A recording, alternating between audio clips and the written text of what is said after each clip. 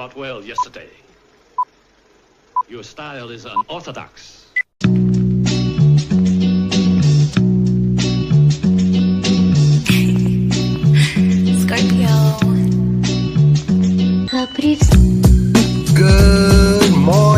Good morning, Yankees universe. Welcome back to another episode of the Yankees Morning Brew on this Thursday, April 3rd. Like always, I'm the guy Hector, joined by my compañera this morning. I got the lovely Grace Monroe. And all you Yankee fans, wake up and get your coffee. Grace, how you doing?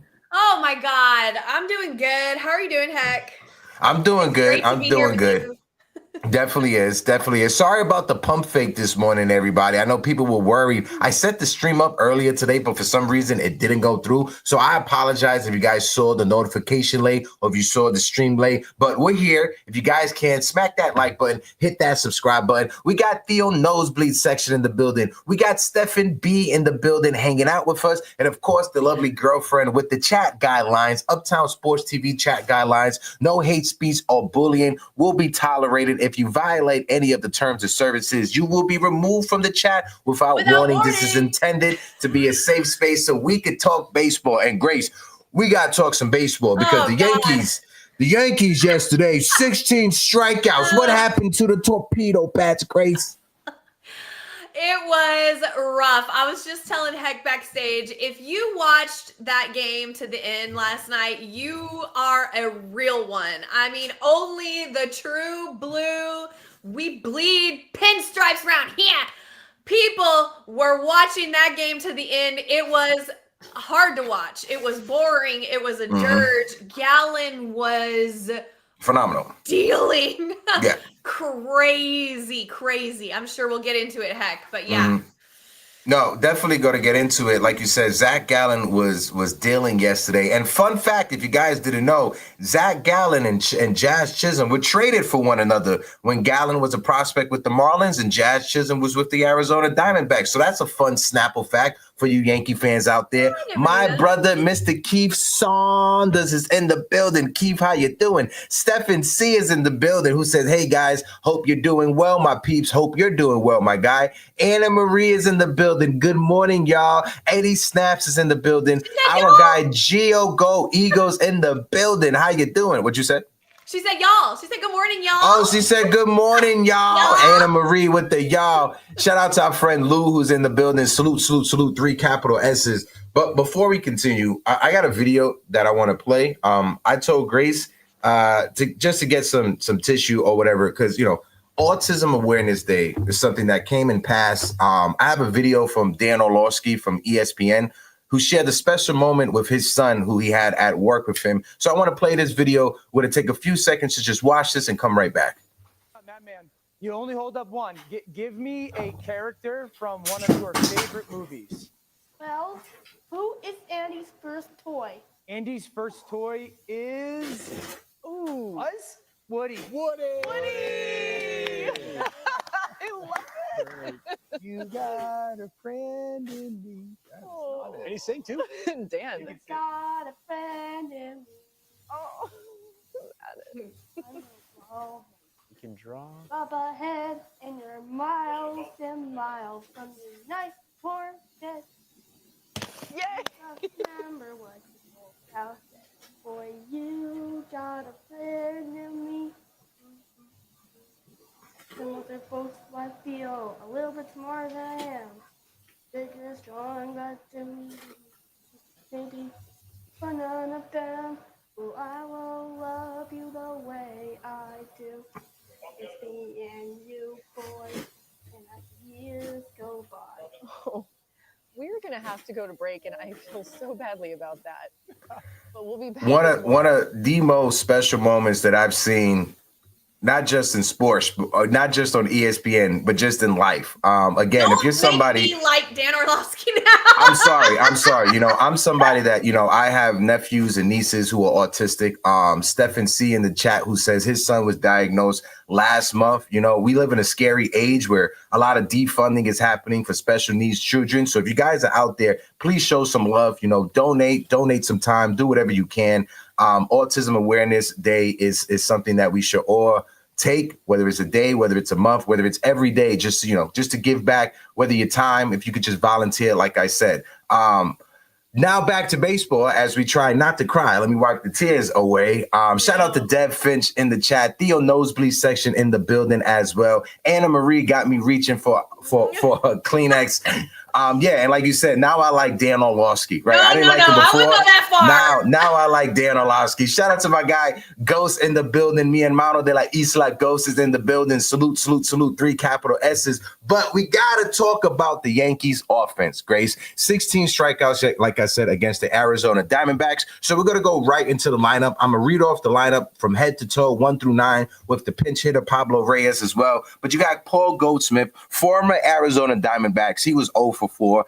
Cody Bellinger, he was 1 for 4 for the day. Aaron Judge, 1 for 4 as well. He did have 3 strikeouts. Jazz Chisholm was 1 for 4 for the day. He started his season off solid. Anthony Volpe, he had a hit. He had a home run, and he had 3 RBIs in that 9th inning. Jazz Chisholm almost hit a home run as well. Austin Wells, he was 2 for 4, keeping up his good hitting to start the season. Jason Dominguez was 0 for 4. Ben Rice, 0 for 3. Both Ben Rice and Jason Dominguez, 3 strikeouts on the day. Oswaldo Cabrera was 0 for 2, 2 strikeouts. And then Pablo Reyes, who pinch hit, who popped it up real fast, didn't make any noise, but we started to make some noise in that 9th inning, right?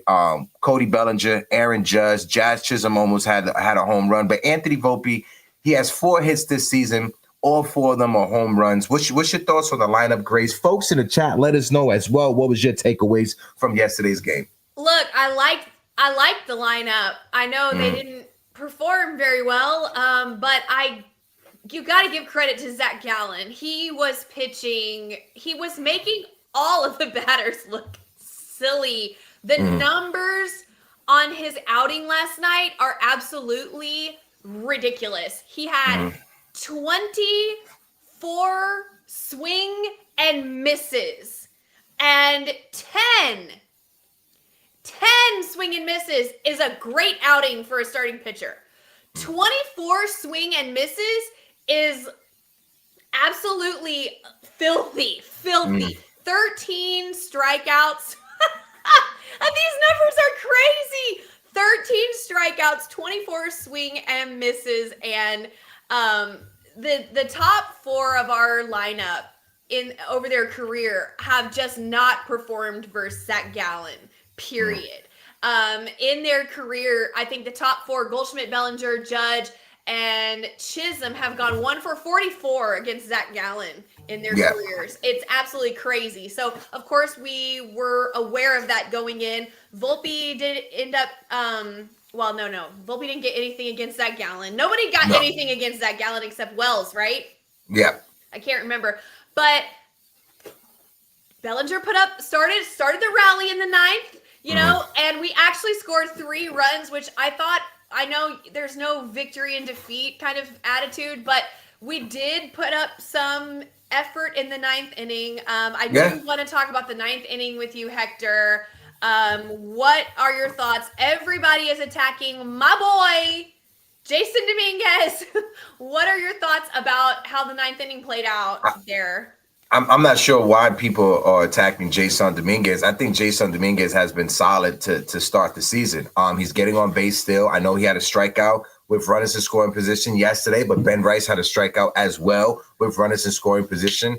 For me, when it comes to Jason Dominguez, this is just going to be hiccups on the road. This is his full rookie season. He's going to strike out in big time scenarios, the same way that everybody else in this lineup struck out, the same way that Aaron Judge struck out 3 times. So to just single out and pinpoint your frustration on Jason Dominguez makes no sense in the world, especially when Jason Dominguez didn't even come up to bat in that bottom of the 9th inning. But I look at the offense like this.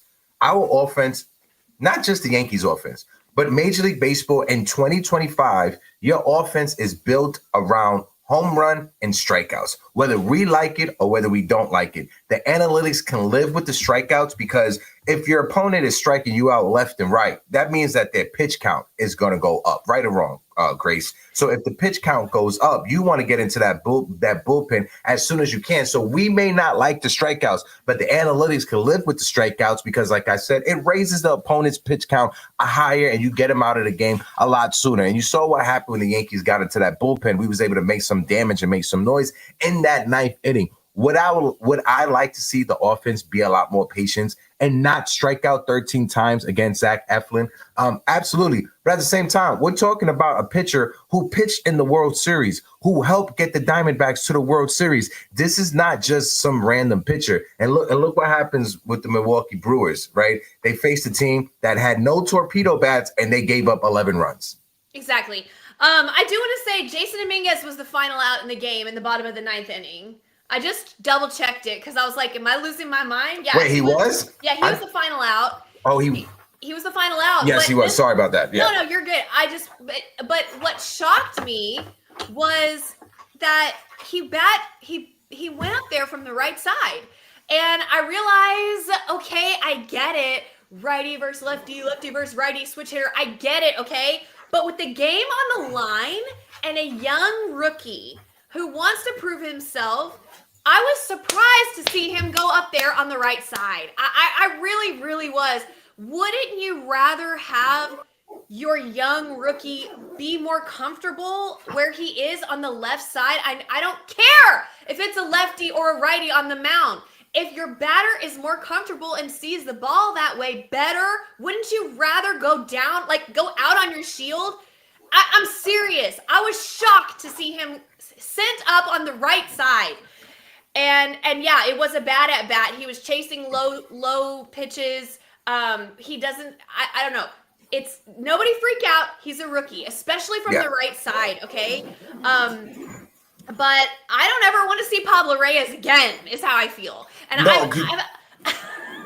I've calmed down since last night about the Pablo Reyes thing, but I do not understand. I don't understand. I wish someone could explain to me why they're pinch hitting Pablo Reyes or Oswaldo Cabrera or Peraza or whoever else in the bottom of the, I don't get it. Because I got a simple answer. Oswaldo Cabrera, lifetime hitting from the right-hand side of the plate is hitting below 100. Then send him out on the left. I don't get it. It's because I see your argument, but if in spring training, Oswaldo Cabrera didn't face left-handed pitching, batting from the left-hand side of the plate. If Jason Dominguez never batted or faced left-handed pitching from the left-hand side of the plate, we're not going to ask them, or to me, it doesn't make sense to ask them to do that in the ninth inning or late in the game when there's pressure to come back. I just think it doesn't serve Jason Dominguez in any way. I know he may be comfortable, but he hasn't faced at any level batting from the left-hand side against a left-hand pitcher. He's never faced that against he's never faced left-handed pitching in the minors batting from the left-hand side of the plate. Well, I can't believe that that's true, but I mean, no, because he's been a switch hitter his entire career in the minors. He's never faced left-handed pitching from the left-hand side of the plate. Ben Rice hit a homer the other day from the left-hand side of the plate against a left-handed pitcher. After he saw and he's used to seeing, but he's used to seeing. Righties. I'm just saying. I'm not saying Jason Dominguez is Aaron Judge. Okay, I'm just saying I disagree with this philosophy. I just disagree with the philosophy. We never asked them to do it. They never done it at a professional level. Jason Dominguez never faced batting from the left-hand side of the plate a left-handed pitcher. He's never faced it at low A, high A, double A, triple A. So it doesn't make sense to ask him to do it at the major league level in his rookie year. To me. I just can't believe that Jason Dominguez has never in his life faced a lefty from the left-hand side. He's been a switch hitter his entire time. I just know from the professional level, I don't know anything before the Yankees signed him.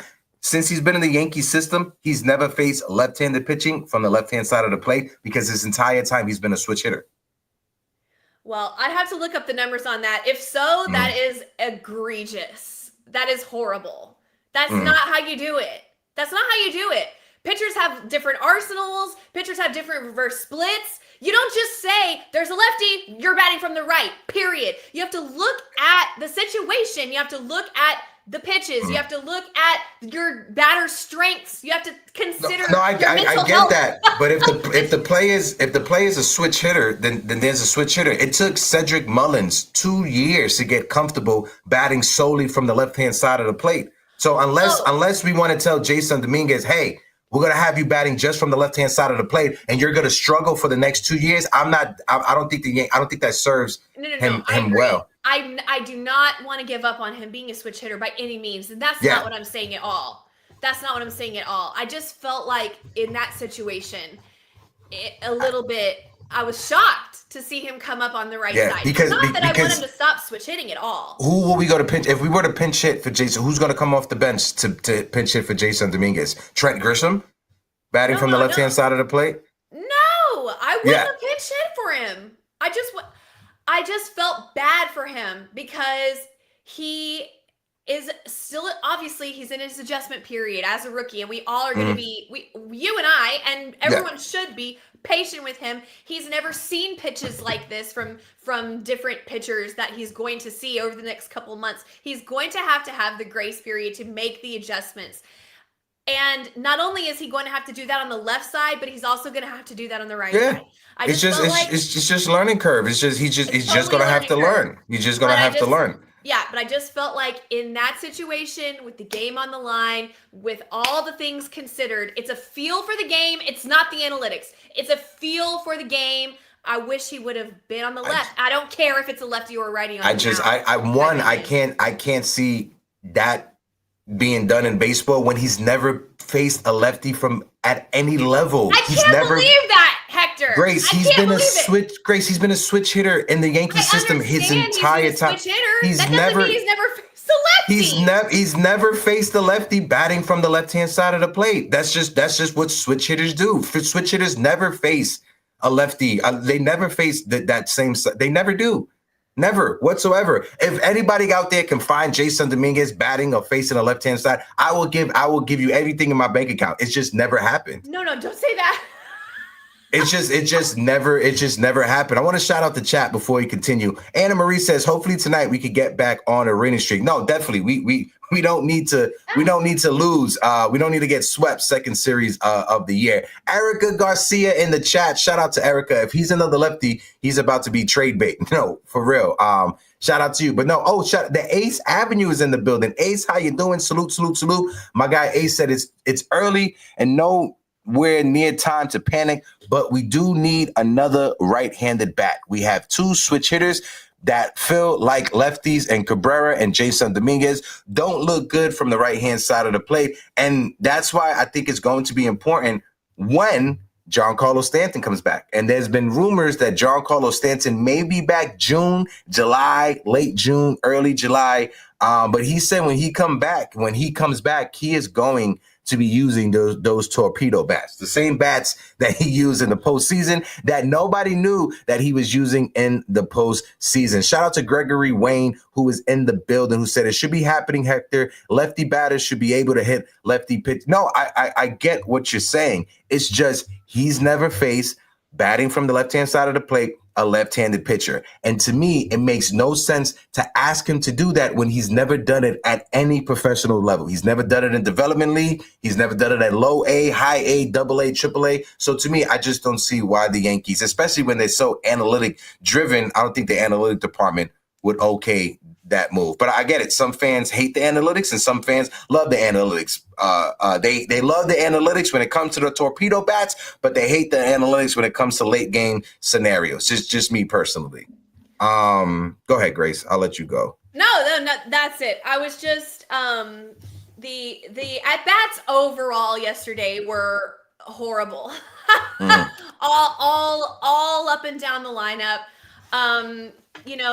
I thought that Pablo Reyes was a rookie. I thought he was a young kid. Yeah, like the last show we had, I said, give him a chance, have some patience. And Hector was like, he's been around. And I'm like, what? Wait, what? I was trying to give him the benefit of the doubt. So I looked him up. I read a little bit about him. And now I'm just like annoyed because this is not a young kid. He has major league experience with several clubs. He's got my patience with him celebrated with that fact now that I know, because like I said, with a rookie like Jason Dominguez or somebody super young or somebody who doesn't have a lot of major league experience, you want to give them a lot of at-bats and chances, and you want to have patience with them. So when you see Jason Dominguez have a, quote, bad at-bat, and you see Pablo Reyes have a, quote, bad at-bat, they're not judged the same way, and they shouldn't be, because Pablo Reyes is 31 years old, and he's been around. And Jason Dominguez is barely 22, and he's brand new. So these are not the same. These at-bats were not the same. You can't look at them the same, and you can't be mad at them the same. You shouldn't be anyway, in my opinion. So we need to talk about the fact that the Yankees did not work a single walk all up and down the lineup yesterday. In 9 innings of baseball, not a single walk. I mean, so look, it was a bad night. It was cold. You can blame the cold. You can blame whatever you want. We had an amazing series against the Brewers. We had a whole bunch of gossip and heat on the torpedo bats and all the mess that was made of that. And then we come into this series facing real pitching. I'm talking about real flamethrower pitching. And, we should have won the first game. We didn't win the first game. We had a bad pitch and we gave up a grand slam. Again, we had to walk the people to load the bases, but still, I mean, we should have won the first game. We didn't. Last night we got absolutely owned. It is what it is. Yeah, I just got to say, folks in the chat, we got over 50 people rocking out with us on YouTube. We got over 30 people. If you guys can, please smack that like button, hit that subscribe button. When it comes to the subs, we are sitting at 4,912. So we passed 4,900. We are literally 88 subs away from 5K. If you guys can, please share this with your Yankee fans. Share this with other people that you got. Let's get more fans in the building. Let's try to get 5K. We're going to crack 5K this season, definitely. But appreciate all of you guys for tuning in. Grace, you want to hear something? Upsetting? This is why I love getting Grace upset. When it comes to Oswaldo Cabrera, I pointed out for you, for his career, Oswaldo Cabrera, he's a 125 hitter against left-handed pitching, batting from the right-hand side of the plate. This season, do you want to know his stats versus left-handed pitching, Grace? This is where Grace gets upset, everybody. Do you want to know Oswaldo Cabrera's stats versus left-handed pitching? Granted, it's 3 plate appearances, right? We're only 5 games into the season. I'm done. Do you know what his stats are? From the right side? From the right-hand side of the plate versus left-handed pitching. Okay, what? He is 2 for 3 this season versus left-handed pitching, batting from the right-hand side of the plate. So the Yankees decided to go with Pablo Reyes instead of Oswaldo Cabrera, when Pablo Reyes has a career 240 batting average, 245 batting average to be corrected. I got to get those extra 5 points because the extra 5 really counts. I can do you one better, Hector. Pablo Reyes has a career batting average of 156 in March and April and a 388 OPS in March and April. Now, pull up Oswaldo Cabrera's March and April stats, because I'm pretty sure he'll freaking lap him too. Oh, he definitely runs circles. Do you agree, Mr. Megatron? Mr. Mighty Morphin Power Ranger. Yeah, he definitely agrees. But no, when it comes, listen, and this is the conversation we're gonna have all year round, right? Because people in the chat are already Anna Marine Buffoon the Boom. Yeah, absolutely, right. Listen, when it comes to the pitch hitting scenarios, when it comes to the analytics, I agree with you, Grace. I rather go on Phil than on analytics, but I understand 2025 analytics is just different ways to view the metrics, right? Joe Girardi used to walk around with a binder, right? Carlos Delgado used to walk around with a notepad, right? It's the same thing. It's just technology is more easier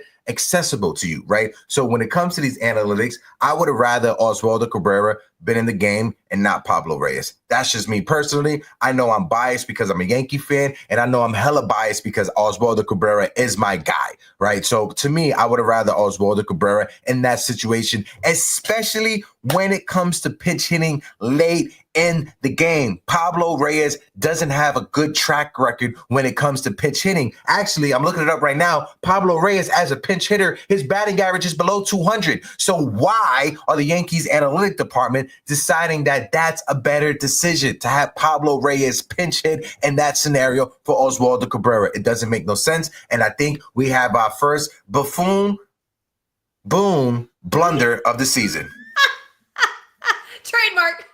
Trademark. I was screaming at the game, not last night, but the night before. Oh God, I think it was the night before when they pinch hit Pablo Reyes for the first time. Maybe it was the first game. No, yeah, it was the first game against the Diamondbacks. And he came in after being cold all day. And he came up in a big spot. They pinch hit Pablo Reyes. And what did he do? Swing at the first pitch and popped it out. I was like, are you serious right now?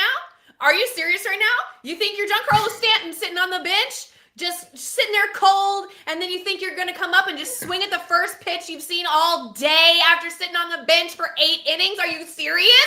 I was so mad. I was livid. I was also pretty mad that I hate not flyouts. I hate foul outs more than anything in the world. I would rather have a strikeout than a foul popped out and caught by the catcher. That is, to me, the worst thing you can do. The worst thing you can do. I'd rather see anything else, I swear. When Wells popped up that fly and the catcher caught it in the 9th, I was like, okay, I'm done with this game. I can't. It was just, we just need to flush it. We need to move on. Tonight is a new night. Now, Merrill Kelly is no joke. I know he didn't have as good a year last year as he did the year before, but I remember him from watching in the World Series. Holy, I remember, y'all know my husband is a Rangers fan. I'm working on him though. He's really close to being a Yankees fan. But I remember watching the Rangers Diamondbacks World Series, and when Merrill Kelly was on the mound, I just looked at my husband. I'm like, you got to get him out of the game. That's the only choice. You got to get him out of the game. You just got to foul off pitches. You got to get his pitch count up. I mean, because you can't do anything. He was crazy in the postseason, but he's not going to be easy. So they got their work cut out for them tonight with Carrasco. I mean, woo, here we go. But you know what, y'all? It's just one series. It's fine. It's early in the year. We all got to calm down. I think what happened was we all got too excited. We got too excited about sweeping the Brewers, torpedo bats, Juan Soto, Aaron Judge is, he's going to hit 100 home runs this year. And I just want one thing, Grace. I'm not sure if you can hear it when you're watching the game, but Yankee fans, stop with the F Juan Soto chants at the stadium. It's played out. It's corny. I'm tired of listening to the game, and I'm hearing the fans in the background chanting F Juan Soto. Stop it. It's annoying. Opening weekend, copy. Opening day against the Brewers, copy. I get you. But right now, especially when the Yankees were losing 4-0, there should be no reason why any Yankee fan in Yankee Stadium should be chanting the F Juan Soto chant. Like I said, it's coming to a point where it's reminiscent of Knick fans with the F Trae Young chant, right? When Knick fans first started chanting F Trae Young, it was cool for about 2 weeks. It got very tiresome after a month, 2 months, even years, and they keep on doing it. Yankee fans, stop with the F Juan Soto chant. It's showing how unoriginal you are because you saw the F Trae Young chants and you thought you could replicate that in Yankee Stadium. Stop it. It's corny, it's annoying, and you're looking pathetic. You're making us Yankee fans look bad. Like I said, opening weekend, copy. Opening day against the Brewers, I'm all for it, especially on the day that he strikes out against Josh Hader. But to keep on doing it and to do it when the Yankees are down 4-0, it's very tiresome. And like I said, you're making us Yankee fans look bad. I have not heard that on the broadcast, Hector. You can't hear that on the broadcast. I heard it yesterday when I was watching the game I was watching it on Amazon, and I heard that during the game yesterday. Was it okay? Because at one point it was like in the 6th or 7th inning that they started chanting it. Oh, okay. Because at one point I thought they were chanting torpedo, but maybe they were chanting F1 Soto. Because Yeah, that it's kind getting. of sound like torpedo.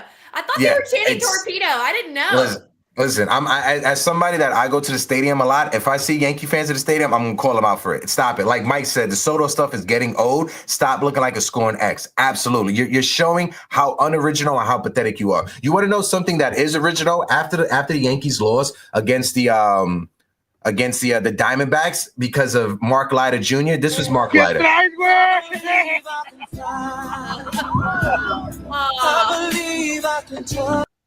And that's what happened. Game one, Mark Leiter blew the game, right? And that's a game where you could say the analytics or the bullpen management was bad. Because in that scenario, Fernando Cruz was phenomenal. I'm not asking Fernando Cruz to pitch another inning, but he was phenomenal, striking out people left and right. The fellow Baldy pitching from the Yankees, who he grew up a Yankee fan. So shout out to Fernando Cruz. But I thought it was a bad decision to bring in Mark Leiter against Eugenio Suarez for the simple fact that Eugenio Suarez has a track record when it comes to facing Mark Leiter Jr. They have time of seeing each other when Mark Leiter Jr. was with the Cubs and Eugenio Suarez was with the Cincinnati Reds. I just thought that was a wrong move. You should have brought in another reliever instead of Eugenio Suarez. Shout out to my guy Taco in the building. Froggy, how you doing? Salute. And we got our friend Morgan Soriano in the building. Morgan, how you doing? Salute. Morgan and Froggy are my friends from TikTok. Shout out you guys. Mr. Potato in the building. Aaron, are these lanes in the room with us? I guess right now. Shout out to LI Yankee King in the building. Appreciate you, LI Yankee King. Nathaniel Crenshaw, who says Grace for MVP. Absolutely. Go ahead, Grace. No. I like some things that I've seen from Mark Leiter Jr. He was amazing pretty much overall in the postseason last year. Had some rough outings for us before the postseason, but in the postseason, he did some good things for us, and I was hoping that he would carry that over into this year. His outing wasn't great, but what pissed me off more was his press interview after the game and how he acted like he didn't give a shit. That is unacceptable, unforgivable.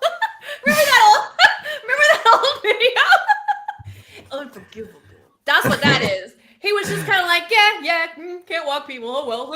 I'm like, it's like that. Okay, now you done pissed me off. See, I was in your corner, and now you done pissed me off. You done gone from preaching to meddling, and that ain't cool. So listen, Mark Leiter, when we first got him, he struggled. I thought he suffered from overuse from the Chicago Cubs. He had a solid postseason run for us. But like L.I. Yankee King just said, shout out to my dog, L.I., who says a fluke postseason run by Mark Leiter Jr. And that could have been what it was because we saw him. We needed him to step up big in a big time scenario with runners on. And he gave up the 3-run bomb to Eugenio Suarez, which winded up being the difference maker in that game. But again, when you walk professional major league players, it doesn't matter if you're facing the Arizona Diamondbacks. It doesn't matter if you're facing the Chicago White Sox. If you let guys get on base, you're going to get burned. And what happened? Mark Leiter Jr. got burned in that scenario. Shout out to my guy Cheesy Soul in the building. Go ahead, Grace. No, like I said, the thing that cheesy. The thing that made me the maddest was his attitude afterward. That's what made me the maddest. So, and I'm not even, listen, here we are talking about the game last night now, and we're not even talking about Carlos Rodon, who gave up 4 runs in the first 2 innings. Because you know why? Because he gutted it out. He kept going back in the game. He got it together. And then what did he do? Strikeout, whiff. I mean, he gave us his heart and soul. He got hit by a pitch right on his arm, stayed in the game,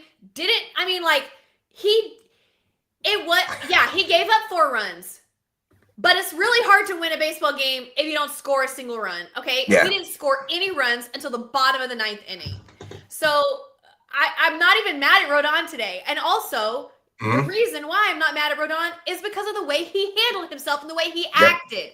That's it. Now, if Rodon would have come off and been like, oh, well, can't walk people, I would have been pissed at him too. But he doesn't. He owns his shit. He plays as a teammate with Wells, and he's out there gutting it out even on a night when he doesn't have his A stuff and it's cold as hell and he's got 3 miles per hour down on his fastball. So I thought Carlos Rodon, and to your point, and like Erica just said here in the chat, I like the Yankees to get another swing and miss bullpen arm. Too many weak contact when it comes to breaking/pitch guys. Got to have someone that can overpower teams. No, 100%, Erica. But to Carlos Rodon, and to your point, I'm going to bring up the graphics real quick. Carlos Rodon, 6 innings, 3 hits, 4 runs, 4 walks, 5 strikeouts. If this was Carlos Rodon last year or his first year with the New York Yankees, after that second inning, he would have imploded. After giving up those runs, he would have imploded. He would have given up more than 4 runs. The Yankees would have took him out in that 4th inning. The way that Carlos Rodon gutted, he saw his fastball velocity wasn't what it was in his first start of the season. He took 113 miles per hour off of his forearm, and he stood in the game and he looked at it and he's like, I'm eating this, right? I'm going to go out there and I'm going to eat this. Yes, would I have liked Carlos Rodon not to give up those home runs, not to give up those 4 runs? Absolutely. But I'm more impressed that he stuck it out and he gutted that and he was able to pitch 6 innings. Because like I said, if this was Rodon, if this was Los last year or the year prior, his first year, he would have probably imploded. You saw how calm and collective he was. You saw when his teammates came up to him and they gave him that level of confidence, especially Oswaldo Cabrera. I want to give Oswaldo some flowers because he was the first person in that infield to go to Carlos to have a conversation with him. He got his confidence from his teammates and he was able to figure it out. So I just want to say shout out to Los. Even though we lost, this is one of those games that you could still, even though the result was a loss, you could still count this as a victory because of how he handled himself on the mound. you never doubt Carlos Rodon's heart. You never doubt his love for his team, his love for his teammates, and you never question if he's going to give it his all tonight. He doesn't hold anything back, whether it's on his body or on his heart or on his mind. He gives everything. And in that way, he reminds me a little bit of Cece, a little bit. Because even if he doesn't have his A stuff, you know he's going to just give it everything he has. And you love to see that from a starting pitcher, especially when you got so many people down in the rotation. I mean, what I like to see from Carlos Rodon is some more consistency, right? But that being said, I do think that he has grown right before our very eyes, and I'd like to see him build on it going forward. I hope I don't want to like freak out and be like, oh, his velocity's down on his fastball, we're all gonna freak out. Hopefully it was just the cold. You know, hopefully he pitched opening day, which is a lot of stress. So maybe it was just, recovering from that and cold weather, let's just not make a mountain out of a molehill yet. But yeah. I'm right there with you. Shout out to Becker in the building. Shout out to my guy, Jacob Petruzzi, who says, Grace, he hasn't been consistent most of his career, talking about Carlos Rodon. You've seen some good years, some bad years when it comes to lows. I'm expecting Carlos Rodon to have a big year for the New York Yankees. Mark my words, 16 wins just like last year. Froggy in the building. What are your guys' reaction to all the extensions across the league? Guys like Ketel Marte, Jackson Chourio, and Garrett Crochet all got paid. Froggy, I love it. I love the fact that Major League Baseball organization are investing into their players, are investing early into their players so they can avoid arbitration years and they can eat a few years away when it comes to the free agency before they hit free agency. Now, did you check Jackson Chourio? Did you hear Jackson Chourio with the shade he threw at Juan Soto, Grace? You heard that? What's your thoughts on that before we continue? I mean, listen, I don't disagree. He was basically, if you guys haven't seen the clip, I don't have the exact quote, but he basically said, and I'm just going to summarize it in my own words, but he basically said there's more to a contract than money. Like, I want to be where I know The team cares about me and my family, and I feel comfortable. And it's a group of men that I want to kind of spend my life around, and that's here at the Padres. Is basically what he said. And he kind of threw a little shot at Juan Soto because he basically was saying, you know, money's great, but it's not everything in life. And Juan Soto clearly disagrees because he's a mercenary, and that's his choice, and that's, you know, whatever. But yeah, he's just about the money. You know, coincidentally, I was just talking yesterday about to my husband about how Barry Bonds is obviously considered one of the greatest players. The GOAT, one of the GOATs, for sure. And everybody who played with him says that he didn't really hang out. He didn't really talk to people in the locker room that much. He came in, you know, right when he had to. He walked to his corner. He took his stool, sat away from everybody else, didn't really, you know, fraternize around, focused, did his work. When he came up to bat, he did his thing. And then he would go back down. He wasn't there to, like, you know, horse around or whatever you say. But when he was at bat, the team knew what they were going to get from him. It wasn't a hateful relationship. It just wasn't warm and fuzzy and all whatever. And it reminds me of a little bit of Juan Soto, you know, because he does his work. He's Juan Soto. He's not Juan Soto the Padre. He's not Juan Soto the Yankee. He's not Juan Soto the Met. He's Juan Soto. Juan Soto is Juan Soto. It doesn't matter. Point blank. And he comes in, he does his job, and he goes home. And that's what he wants to do, and that's what he's going to do. So anyway. Yeah. I don't know how we got on Juan Soto, but anyway. No. Back to the team that actually matters. Go ahead. Is Ketel Marte the nicest guy in the world? Yes. Because I noticed watching him last night, and I'm like, whoa, he seems like a really, really, really, really nice guy. After he hit Rodon with that comebacker, he was running to first base. You could tell that he was so concerned about Rodon. He was looking over there. He wanted to go check on him.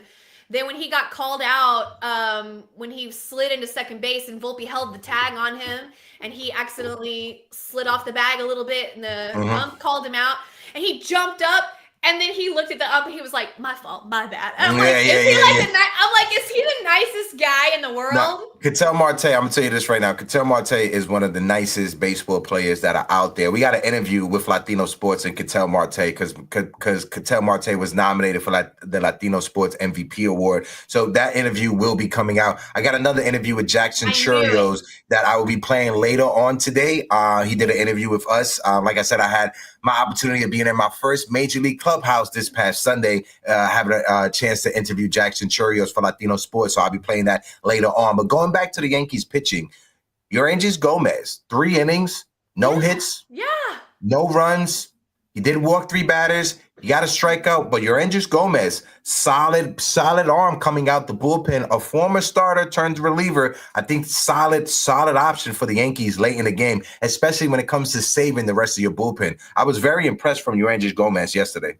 He looked great. I mean, and the Diamondbacks are a powerful, maybe powerful isn't the right word, but a formidable offense. They were the number 1 offense in baseball last year. Number 1 offense in baseball. They barely missed the playoffs. That was sad for them. Because if they would have gotten in the playoffs, they would have been somebody to circle on your schedule for sure. But they hit, they run, they work walks, they steal. They're a good team. They can pinch hit. They have a solid bench. Yeah, they have a solid bench. They have a solid manager. The Diamondbacks are. There's a reason they win the World Series a couple of years ago. They bunt. They'll do anything. They're scrappy, and I don't want to be unfair to them and call them scrappy, not power hitters. Obviously, they have power, but for your injuries, Gomez to work what he did yesterday, especially when the guys had a 4-0 lead and they felt free to swing. I mean, that's great. That's a good takeaway, Hector, and a great point. Yeah, no, definitely. Shout out, it's over in the chat. I'm going to pull up some more chats real quick, but he said they should extend Wells 8 years, $60 million like Campbell got with the Red Sox. Listen, it's over. If it was announced right now that they signed Austin Wells to an extension like that or Anthony Volpe to an extension like that, I'm taking it, I'm celebrating it, and I'm not complaining about it. My guy Froggy said Juan Soto will always be Juan Soto. I love Yankee fans. Like, you two are really cool, but a lot of them are acting like he was a lifelong tenure Yankee that's been there for over 5 years. No, I got to agree with my guy Froggy and Grace. Just to let you know, no, my guy Froggy is a fellow Texan as well, but he's an Astro fan, right? But shout out to Froggy in the chat. Fellow Texan. He's a fellow Texan, though, all right? He's an Astro fan, though, okay? But shout out to my guy Froggy. Spitting Mantis also said, Rodon taking a physical beating this year so far. Absolutely. 113 off the forearm is not easy to take, especially when it was cold as hell yesterday at Yankee Stadium. Remember in the first game when he fell on his hip? Yes, I was worried about that. Same. The way he fell, I was like, oh. Whew. Yeah. With the way that these Yankees pitchers be getting injured, I was worried about Los, but glad to see his hips. He had some Shakira thunder thighs. He was able to survive that fall. But Mikey C said, can't compare how Bonds handled himself to Juan Soto. Barry Bonds cared about one thing, and that was Barry Bonds. And I gotta agree with Mike on that, right? Did Juan Soto and Barry Bonds, two different stratospheres. One, when it comes to Barry Bonds, he wasn't talking to nobody. He didn't talk to the media. Right. You got videos of Jim Leland, his manager, ripping into him because he was a quote unquote horrible teammate. Jeff Kent, Jeff Kent hated each other. Him and Jeff Kent, who were on the same team for a couple years, they hated each other. They used to get into fights all the time. When it comes to Juan Soto, you see Juan Soto, especially this spring training. He has turned himself into a mentor and a leader, especially with the Latino baseball players. Again, I'm not sure how we got onto talking about Juan Soto, but I will continue talking about the. Go ahead. Let me say real quick. I'm not saying they're the same. I didn't mean that. I'm sorry. I did not mean that. I just meant it reminded me of the business-like approach that Juan Soto has. And I'm not saying he's a bad teammate. I didn't mean to insinuate that, please. Yeah. No, I wasn't saying that you was. Yeah, no, I wasn't saying that you was. Nick said Juan Soto ain't talked to none of his Yankees teammates after the season. Nick, I'm gonna be honest with you.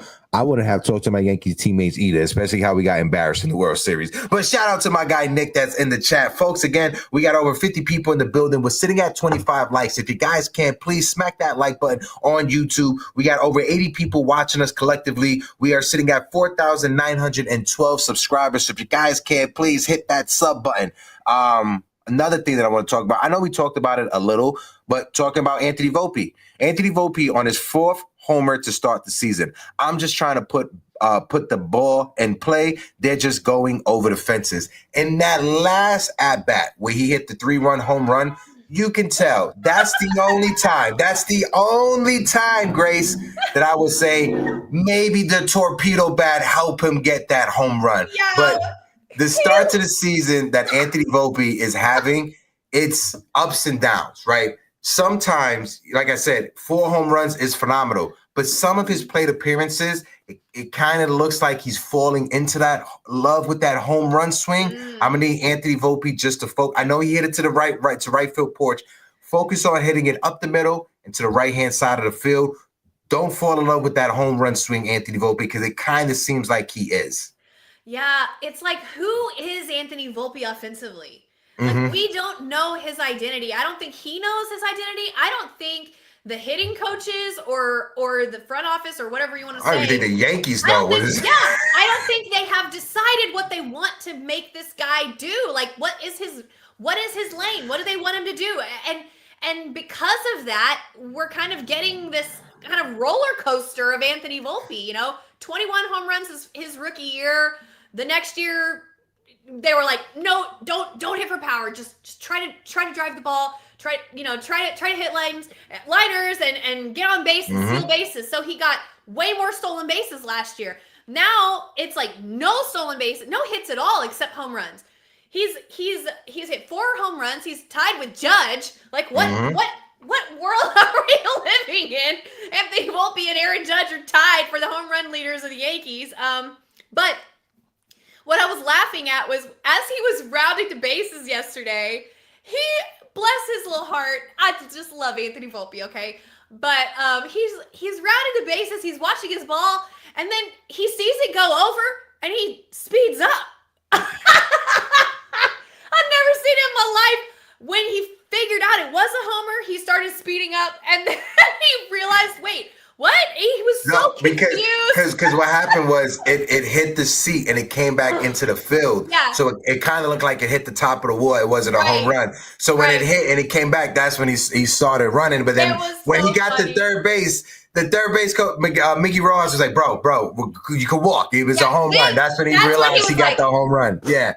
But no, that bottom of the ninth inning, like I said, we almost came back. And that's something you want to, even though we lost, you want to see this team fight back, right? Sure. We were so used to the 2023 Yankees just giving up. After the sixth inning, the game was over. Last year, we started fighting back. This year, I know we didn't come back and win the game, but this is what you want to see from your Yankee team. You want your team to be fighting back. You don't want your team, after your starting pitcher gives up 4 runs, just to be defeated and not go out there and fight back. They did look defeated. For those first 8 innings of the game, they did look defeated. But when they got to that 9th inning, they turned it on. It started with Cody Bellinger getting on. Started with Aaron Judge. Jazz Chisholm, he was this close to hitting a home run. But then Anthony Volpe, and then, like you said, Jason Dominguez striking out to end the game. I mean, Jazz still moved over the runner. It was a productive out, if you want to call it that, you know. Started by Cody Bellinger, who had a great at-bat there in the 9th. And, you know, you definitely want to go down swinging, as they say. But, yeah, it was just a tough game overall. I'm glad they didn't give up. Now, but I'm, oof. The one thing I want to say, because I know yesterday the game was on Amazon. Amazon needs to do a better job at making sure that when I'm watching the game on my phone, I don't get logged out and have to log back into Amazon. That kept happening to me yesterday, Grace. Like, I want to say like 6 several times while watching it on my phone, because I was out editing, wanted to watch it on my phone, and it just kept signing me out on Amazon, and I just kept having to sign back in. That it happened to me in the 9th inning. In the 9th inning, towards the end of the game. After Anthony Volpe hit the home run, I'm jumping, I'm excited, and then I get signed out, and then I'm taking like 3 minutes to sign back in, and when I sign back in, the game is over, right? So I'm going to need Amazon to do a better job when it comes to their app to make sure that I don't get logged out. I can't watch it on MLB TV because of the blackout restrictions. I'm forced to watch it on the Amazon app, which is frustrating on its own. But please, Amazon, if you're going to force me to watch it on your app, do a better job when it comes to your technology, not bugging out. At the beginning of the game, they didn't even have any audio. They had the video feed, but no audio. Everybody on Twitter was saying, like, what's up with MLB TV? There's no audio. Well, it wasn't MLB TV. It was Amazon. They're a shit show. So get it together. I want to shout out my guy Froggy, who said, look at my guys Heck and Grace growing this amazing Yankee community and an awesome Latino baseball community. Proud of you guys. I'm an Astro fan, so I'll be watching from outside of the club. Listen, Froggy, you're invited to hang out with us all the time. And talking about that, I have the interview here with Jackson Chourio that I want to play real quick. Like I said, Jackson Chourio, he won the Latino MVP award for the Rookie of the Year in the National League for 2024. So we had a conversation with him inside of the Brewers locker room this past Sunday. This is the founder of Latino Sports, Julio Pavón, and it's me behind the camera. Yo estuve y te vi a ti en Arizona y te di las noticias que tú estabas en la papeleta de los premios más importantes, más prestigiosos que se dan los peloteros. Bro, Jackson, yo estuve y te vi a ti en Arizona y te di las noticias que tú estabas en la papeleta de los premios más importantes, más prestigiosos que se dan los peloteros latinos, 35 años en las ligas mayores. El voto salió ayer, no es oficial todavía, porque todavía faltan algunos más que están más estrechos, pero el tuyo ya estaba convencido que tú estabas ganando por 65% de los votos. Tú ganaste el premio del más valioso de la Liga Nacional. ¿Cómo te sientes saber que tú te ganaste ese premio? No, la verdad que sí, contento, agradecido por todo lo que, por todo lo bonito que me ha llegado estos años y nada, contento. Sabes que vamos a ir a ver en Milwaukee el mes de la herencia hispana en septiembre. Eso tú puedes empezar a invitar a tus amigos, tu familia, medio mundo, porque te vamos a dar ese premio en frente de tu fanaticada en septiembre. ¿Cómo se te va a sentir? No, la verdad que contento, ya que la fanática de Milwaukee siempre me ha dado ese recibimiento bien y ese gran apoyo. La verdad que estoy muy agradecido. Pues esperamos verte mucho más. Tú eres muy joven, tú vas a estar en esa lista mucho tiempo. Albert Pujols se la ganó como 10 veces. Es posible que tú tengas más oportunidades. Dios te bendiga y te vemos en Milwaukee. Bien, gracias, nos vemos pronto entonces. Cuídate, mijo. Para adelante. And Jackson. like I said, thank you to Jackson Chourio taking time out for us, acknowledging, and thank you to Major League Baseball. Major League Baseball has stepped up this year tremendously when it comes to the Latino MVP award or Latino sports. Latino sports has been around since 1990. We gave our first award to Ruben Sierra after he lost the American League MVP to Robin Yount from the Milwaukee Brewers. So in 1990 is when the Latino MVP award was started to be given to every in the National and American League to different Latino baseball players. Major League Baseball has been sponsoring the award ever since it was founded, and this year they stepped up tremendously. This was the first spring training that Major League Baseball had their beat reporters asking players about the Latino MVP award, and just be on the lookout. We got some stuff in the works for Major League Baseball. We just can't speak on it yet, but when we will announce it, you guys will hear it first. Back to talking Yankees baseball. Grace, we got our last game today, right? Pitching for the New York Yankees. I know Will Warren started the other game. Will Warren was awesome for the Yankees. I want to talk about Will Warren first before we talk about the preview for today's game. Speak on Will Warren, the young man. Go ahead. I mean, look, there's nothing like a Yankee with a Southern accent. I just love to hear him talk. It just sounds like home. So, but other than that, a really good, solid start to build on, you know, considering that he's so young, that he's so inexperienced at the major league level. Great, solid start, you know. It wasn't like, oh my God, he's an ace, and it wasn't anything like, oh, he's gonna win Rookie of the Year, Cy Young, but it was a solid start to build on. I was really, really proud of him, and he gave his team the chance to win. That's all you can ask. So there you go. Listen, Will Warren, He's you know, calm. shout out to my guy Niti Ramachandra, because he set up an interview with myself, with Jason 161, and we had an interview with Will Warren when he was still in the minors. And Will Warren, you could tell mentally he was built for New York, right? Having a conversation with him on what he likes to do outside of baseball, he is basically a carbon copy of Mike Mussina. If you guys follow Mike Mussina and you know about what Mike Mussina, how his life is, Mike Mussina, he lives on a farm. He has a huge farm, and that's all he cares about. And that's Will Warren. Will Warren is a guy who's a country kid, who's a guy who lives in a farm, who has farm animals, who goes hunting. I think Will Warren mentality, he's built for the Yankees, and I thought there was a solid start for Will Warren. I know tonight the Yankees, they have that final game against the Arizona Diamondbacks. We don't want to lose today. Pitching for the New York Yankees will be Carlos Carrasco. Chi-Chi is on the mound for the New York Yankees, and hopefully Carlos Carrasco could step up, because if we ever needed Carlos Carrasco to dig into the well of how he looked when he was with the Cleveland Guardians, it's going to be today, because we definitely need to avoid a sweep against the Diamondbacks, Grace. I don't expect him to go too deep into the game, but if he can get us, you know, 3, maybe 4 solid, you know, just keep us in the game. That's all we need from Cookie today. And let us get into the bullpen. I really want to see Luke Weaver today. Hopefully he can get in there and get some work. And Devin Williams is still out on paternity leave, I believe. So we're gonna have to see the bats come alive today, and hopefully it will. I think the weather's gonna be better in the Bronx today, so hopefully we'll have some more torpedo action in New York. So I wanna shout out my guy. Volpe Volpedo.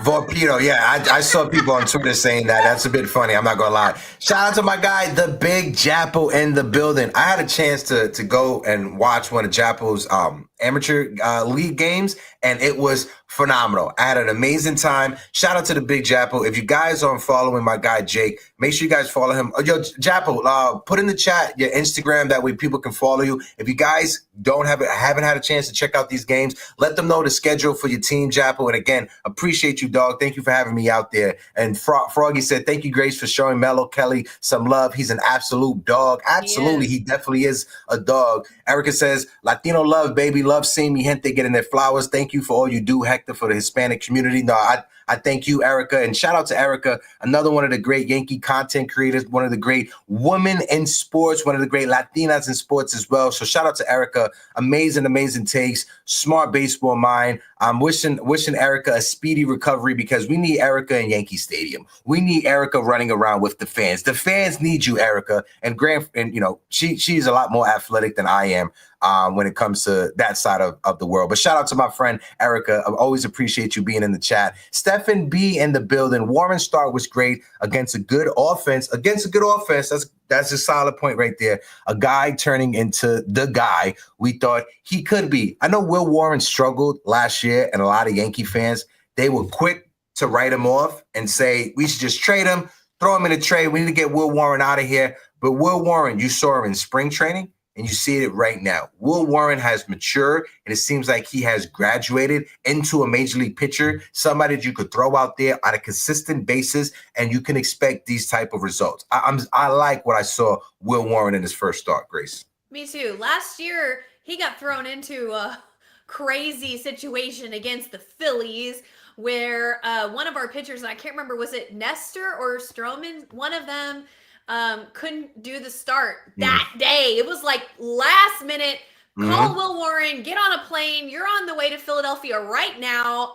He literally landed, got his gear on, got his uniform on and went out to pitch. It was a crazy situation. He gave up some runs. I think we ended up winning that game scrappily. I believe so, yeah. And then I think he maybe made one more start. He didn't start that much for us last year. But just a really crazy situation for a young kid. He's clearly built on that. He's clearly worked on some things. And somebody in the chat pointed it out, but he was poised. He was poised in his start. He was mentally tough, and that's what you love to see from a young pitcher. So the stuff is there. He's got 7 pitches. His pitch mix is crazy. He works well with Wells. So look, as long as the mental is there, I mean, listen. I was going to say, Grace, he reminds me of a pitcher who jumped in a time machine from like 2003. That's the type of pitcher he is. Because you throw in the pitch mix that he has, the pitch selection that you said, 7 different pitches, the way that he likes to locate his pitches. He pitches east to west, north to south. This is not a guy who has a 100-mile-per-hour fastball. He's not overpowering people, right? His fastball, I think it tops off at 95, 96 at best, if I'm not mistaken. Will Warren is a guy that relies on his control. He relies on his pitch mix, and he relies on strategy. That's why I said he reminds me of a pitcher that jumped in a time machine from 2005. And Erica says, "Isn't that the same gay DJ LeMay who hit that grand slam?" Listen, oh my God, I don't remember if it was that game, but I remember that game because everybody thought that was DJ LeMahieu making the comeback.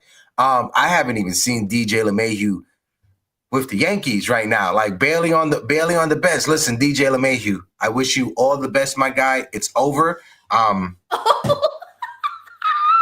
That's just what it is when it comes to DJ. It's so over with DJ. We got to live with Pablo Reyes getting pinch hit, being the pinch hit option for the New York Yankees. He'll be back. I wouldn't be surprised. Yeah, it is. Yeah, it is what it is. Shout out to my guy Ace that's in the building. We're going to rock out just for the next like 15, 20 minutes. I'm going to throw the link for the open panel in the chat. Grace, any last topics you want to throw out there before we toss it to the open panel? I can't think of any off the top of my head. Copy. So we're going to throw it out to the open panel. Like I said, guys, if you guys come up for the open panel, just always know this. Let's be respectful when it comes to the terms and services that YouTube has. Be respectful. Don't overtalk anyone. Don't be a douchebag. Don't be an a-hole. Basically, just come up here and have good, solid Yankee conversation. Shout out to Richie Squires, who is in the building. All you got to do is click that link, jump up on the panel, and I will bring you guys up one at a time to go over your different takes. Let's see. Hold on, because they said, Spinning Mantis, the Volpedo and Ellie de la Missile Cruz, because Ellie de la Cruz has been using the torpedo bat and he's been killing it. JV, shout out to my guy JV in the building. Love you guys. Hell of a show. Shout out to my guy JV. Make sure you guys follow JV and Roro. JV, throw the link. I think I made you a mod. I'm gonna make you a mod. Throw the link to your podcast in the chat. Diamond Discussions. Follow my guy JV and Roro. You can listen to the podcast on Spotify. We got Jonathan backstage. Jonathan, aka Do Your Job. Let me get a thumbs up, Jonathan. Let me know you're ready to rock out. All right, we got Jonathan here with us. John, you gave us 2 thumbs up. Jonathan, how you feeling today? I'm good. I'm look. I'm not too happy about the loss, both losses actually, but this is the beginning of the season. We need to go through some heartbreak losses in order to learn. As we noticed last year, it doesn't matter what you do in the beginning of the year; it's how you end the year. And if we can learn from these losses from the last couple of games, use them towards the end of the season and win the World Series, no one will think about any loss in April. There you go. That's true. If we win the World Series, I ain't think about nothing else. Yeah.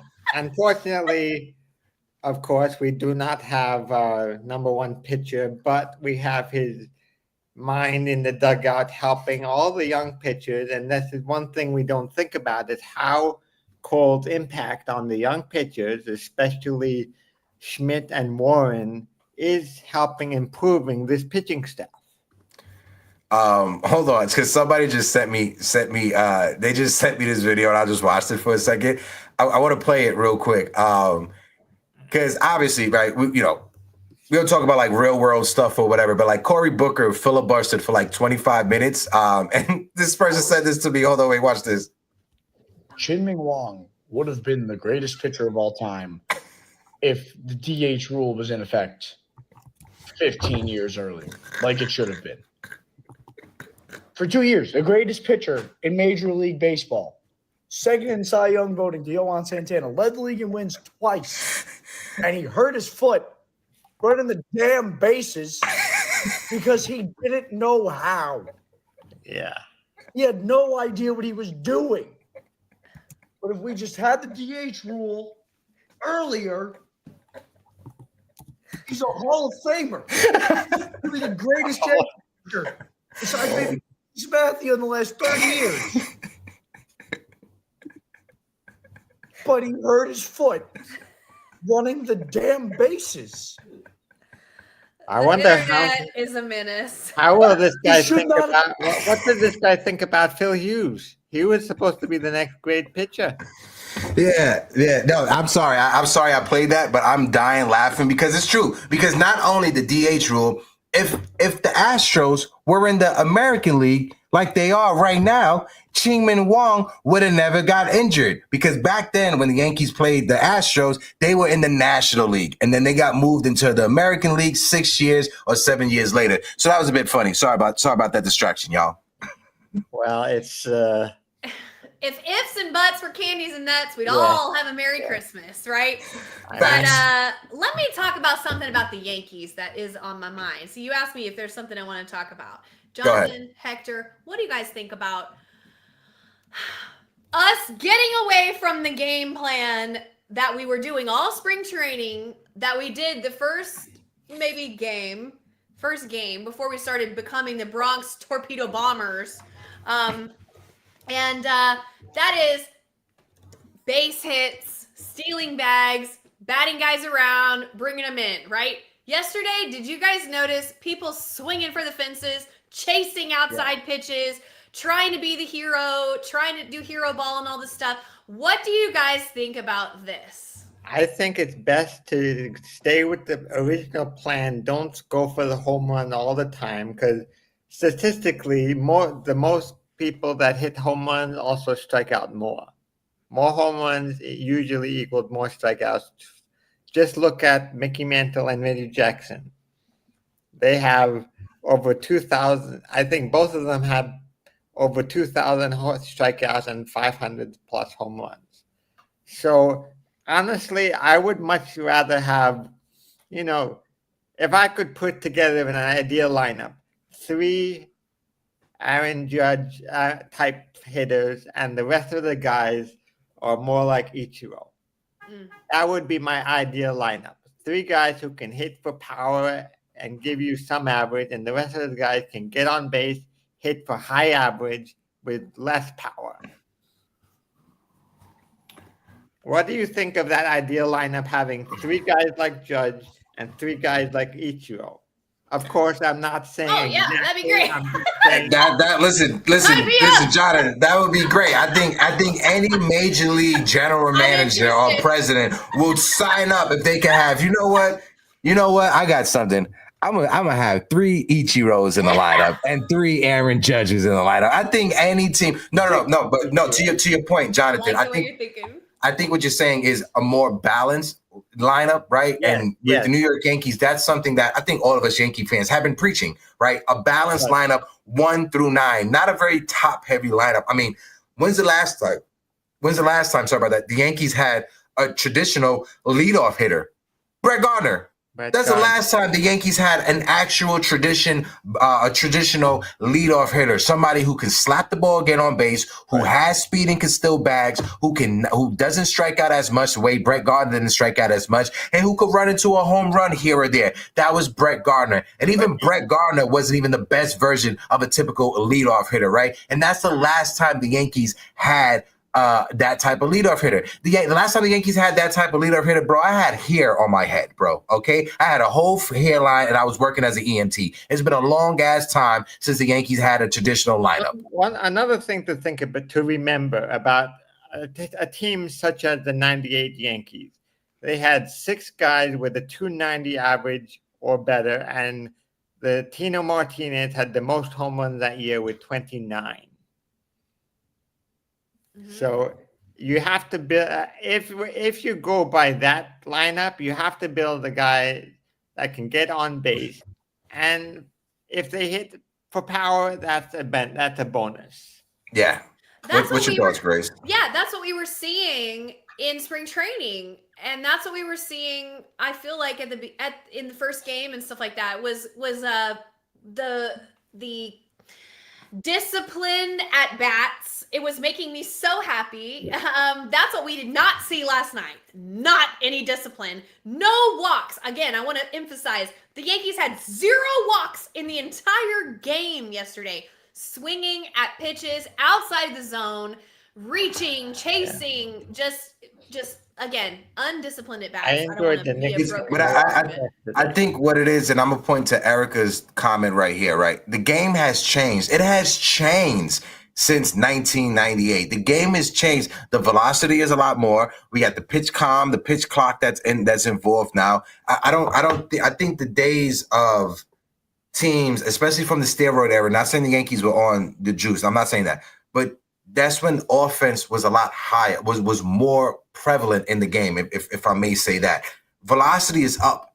Strikeouts are up. It's a part of the game now because the velocity is up. In 1998, if you threw 98 miles per hour, you were looked at as a unicorn, right? But in 2025, it's not the same thing. You're not a unicorn anymore because every team has at least one person or 2 people coming out of the bullpen that can throw 98, 99, or 100 miles per hour. It's not the same. When Aroldis Chapman first broke scene, he was the only player in Major League Baseball that was cracking 100 miles per hour. And now every team has at least one person who's cracking 100 miles per hour. Jonathan, I got 2 more people that are backstage. I got my guy Mike Roro, and then I got Theo Nosebleed section. So I'll let you get your last point before I bring up the next 2 to join. And shout out to TC Stills. My brother TC is in the building. TC, how you doing? Go ahead, John. Well, getting back to the point of the game, I think the Yankees have to focus on just try to get on base, not always swing for the fences so much, and win the game. Bottom line, and win the game, and also have Boone put the right guys to pitch, not be so reliant on guys like Mike Leiter. Okay, all right, Jonathan. Appreciate you like always, my guy. Jonathan, the top moderator in the building, like always. Jonathan, go do your job and tell people to hit the like button. All right, bro. Okay, hit the like button. Jonathan, I love you, my guy. Appreciate my guy Jonathan, the fly guy Jonathan. All right, so we got my guy Mike Roro backstage, and I got Theo Nosebleed section. I'm gonna get to both of you guys real quick. Shout out to Tisu says all good with me, but not with the Yankees. Absolutely, guys. We're sitting on 50 people in the building on YouTube, over 90 people watching us collectively. Smack that like button, hit that subscribe button. We're sitting on 30 likes. Let's try to get to 50 likes, so just smack that like button. Roro, let me get a thumbs up. Let me know you're ready to jump up. So I'm going to bring up my guy, Mike. Mikey C. Yo, Roro, how do I pronounce your last name? I just want to make sure I pronounce it correctly. Caliendo. Okay, no problem. I'm going to still say C, all right? That's fine, bro. That's fine, bro. They do the same thing in the Bronx still, you know? It's fine. Shout out to my guy, Roro, Mike, for jumping up. Grace, this is one of the amazing, beautiful people that I met on TikTok. He has a podcast that he does with his guy, JV, Diamond Discussion. Even though he's a Mets fan, he is still a great baseball mind and great baseball conversations. Okay, thanks for letting me know. I'm putting it in my mind. Mets fan, but he's a cool. All right. How you doing, Grace? Good. How are you? Not bad. So I got to ask you guys, and I can make the comparison between one of our guys and one of yours right now, and it's been my problem with him, and it's what I want him to stay away from, and I would assume you'd want the same thing for yours. Volpe has been relatively home run or strikeout at this point.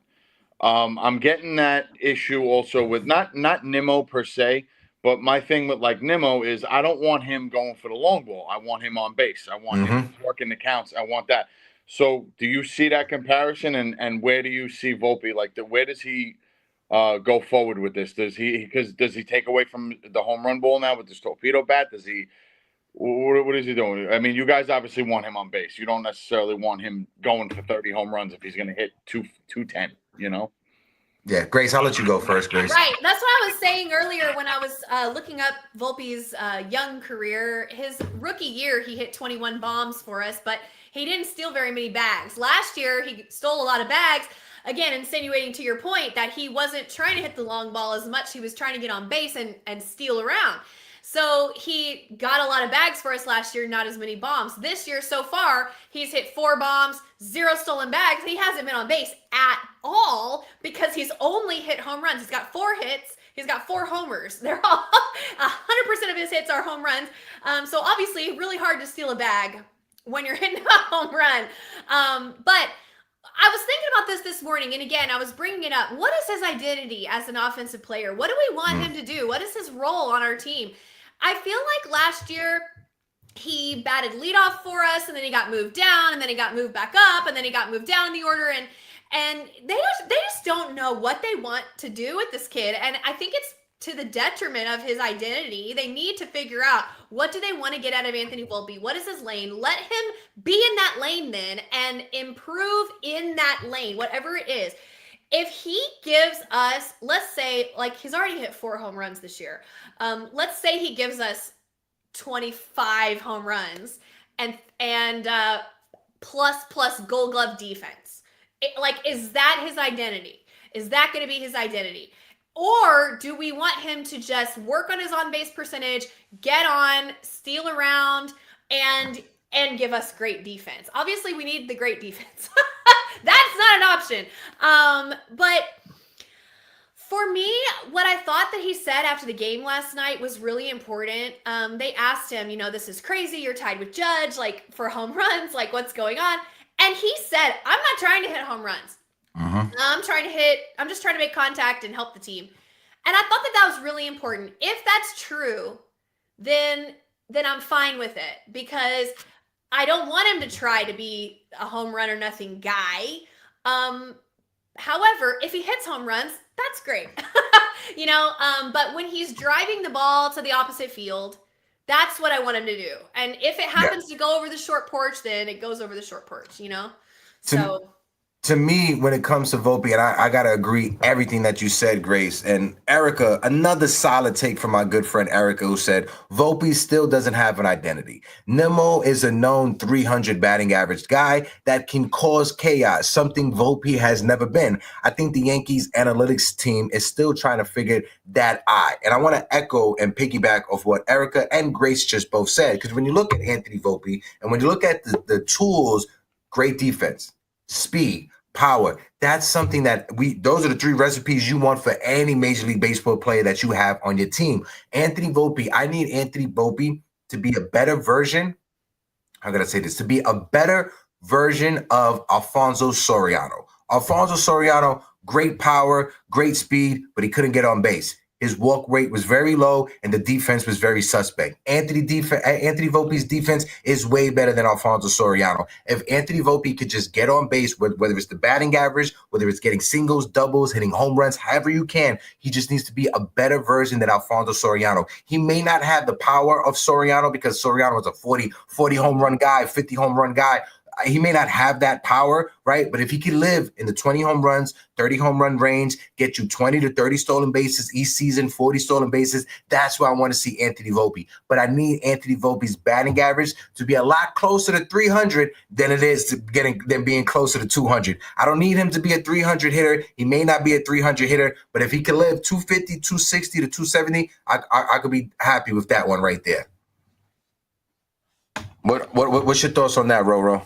Honestly, I think that's where you want him to be. I mean, he hasn't established himself yet as a 300 hitting guy at the plate. Yeah, that hasn't happened yet. If he gets there, obviously that's great for you. But if you'd rather him, I mean, like this is what, like, I guess the comparison I did try to make, because Nimmo last season hit 220, but he hit 24 home runs. Dude, I'll sacrifice 9, 10 home runs, bring him back down to 14, 15 if he's hitting 280. I would think you guys would essentially want the same thing. You don't want Volpe to be around the Mendoza line, but he's hitting you almost 25 to 30 home runs. You'd guys rather him on base because he's more lethal and more dangerous when he's on base. Yeah, the home runs are great, but if you eliminate 40 hits for his power, that could be what you're maybe seeing right now. So I just definitely that's at least what I would like to see from him. You want him on base and at least maybe a high on base percentage as well. Yeah, no, 100%. I just want to real quick. I just want to say not a better version of Soriano when it comes to like his home run, but I'm talking about the ability to get on base, because Soriano, the one thing that he suffers from was he didn't walk a lot and he struck out tremendously, right? So that's something that I want Anthony Volpe to be a better version of. He can never be the 40 home runs, 40 stolen bases version that Soriano was, but if he can strike out less and get on base at a higher clip than Soriano, that's what I'm looking for. I'm so sorry, Grace. Keep cooking, and I'll throw it back to Roro for his last take, because we got Theo Nosebleed, and then we got Hayden backstage as well. Hayden, I'll get to you in a second as well. Go ahead. No, yeah, I don't know, but just from my memory, I don't think Volpe has ever really been a super high on base guy. He's pretty aggressive at the plate. Overall, not too, it's just my opinion, not too patient, working walks a lot. We all wish that he would do that. We have throughout phases in his career all wanted to encourage him to do that. And he has done that a little bit. He's kind of streaky. So far, he's still young. But I think that, yeah, it's due to a mixed message from his team leaders to as what they want from him. Nobody knows. And he's kind of up and down and all over the place. And again, he's hit at the top of the order. He's hit at the middle of the order. He's hit at the bottom of the order. Like, what... I'm very interested to see how this is going to play out, especially this year. In his third year in the league, he's an established guy. I wouldn't say necessarily that he's considered a veteran on the team, but he's not a rookie anymore. He's kind of in the middle. So this is an important year for him. I don't know about how Nimmo has started out. I know you were bringing up Nimmo in comparison to Volpe. Is he in his third? How many years has he been in the league? He's at like 8 or 9 now. Yeah, he's like 8 or 9. He's a more seasoned veteran. Yeah. But to Roro's point, the fact that Nimmo, stay away from the home run, get on base, use your speed, use your tools that make you a better baseball player. And to Erica's point, he wasn't a 300 hitter, but I get what you were saying, Erica. He was 270, 280. for a couple of seasons, closer to 300 than Anthony Volpe has ever been. Mike, I'll toss it back over to you. I want to get your last thoughts before I let you go, before we bring up the next people. And also, drop the links, bro. Let the people know where they can find you on all social media platforms, baby. So I threw the Spotify link in the comments, but it wasn't like clickable how the StreamYard thing is. Maybe I'm doing something wrong on my end. But guys out there listening, Hector, I appreciate you giving me this opportunity. I'll say, hey, listen, Diamond Discussions, it's on Spotify and Apple Podcasts. Me and the guy JV, I'm sure you've seen him in the comments a little bit. We started this thing out a couple months ago, and we're trying to get it going. And it's a Met fan and a Yankee fan for the most part coexisting. So when do we really see all that? It's a miracle. Yeah, so maybe that's the route we're going with. So Hector, I appreciate that. But I guess my final thoughts for you guys, and then the panel as well, the chat section. What are your opinions, or how do you feel this game is going to play out for you guys tonight? Do you guys salvage the series and win one at the end here? And if you don't, and you end up getting swept by Arizona, how far is your hand over that panic button? Go ahead, Grace, if you want to go first.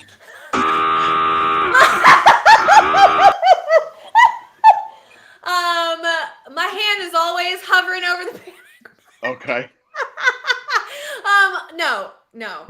I am not dramatic at all. I am the most sensible Yankees fan you'll ever know. No. I live and die with the team. I have 162 one-game seasons. I struggle with that. But I can never say that I think we're going to lose, so we're going to win. But I'm pretty nervous. Like I said, Carrasco on the mound, I don't think he's going to go very deep. So the bullpen's going to have to come in and try to right the ship. But the bottom line is we're going to have to score runs. The Diamondbacks are a dynamic offense. I expect them to put up at least like 3 or 4 runs, maybe more. So we're going to have to outscore them. That's not like a brilliant scientific take about baseball. You have to outscore to win, but we're going to have to put up more than just a couple runs. Like, we're going to have to get the offense going, and it hasn't been going in a couple days. So it's going to be tough. We got our work cut out, but we're going to win, Mike. How dare you ask me that question?